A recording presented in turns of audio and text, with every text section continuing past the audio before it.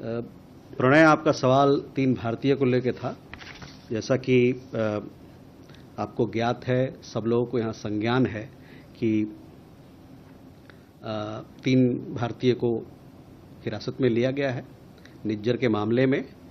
हम लोगों को भी बताया गया इसके बारे में। हालांकि इसके बारे में कोई फॉर्मल औपचारिक रूप से कोई राजनयिक कम्युनिकेशन हमारे पास नहीं आया है, लेकिन हमको बताया गया है कि ये 3 लोगों को हिरासत में लिया गया है इस मामले में।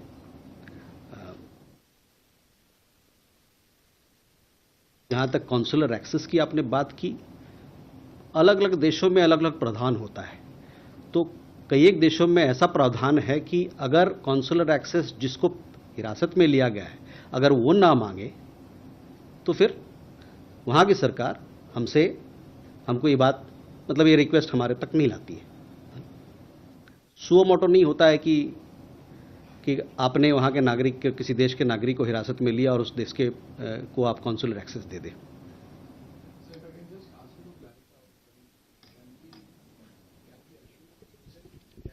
Informed us. Is that an official channel information? Can we say that Canada has informed us about the arrest?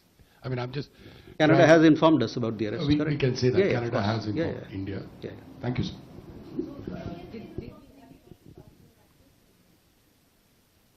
What happens is, in consulates in different countries, there are different norms.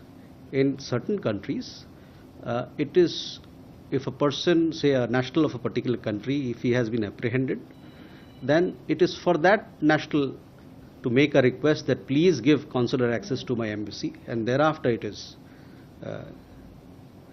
granted. So all 3 are Canadian nationals?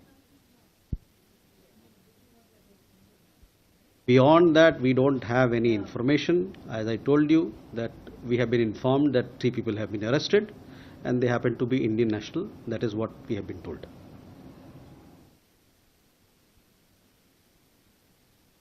Siddhant, your question was regarding whether any evidence has been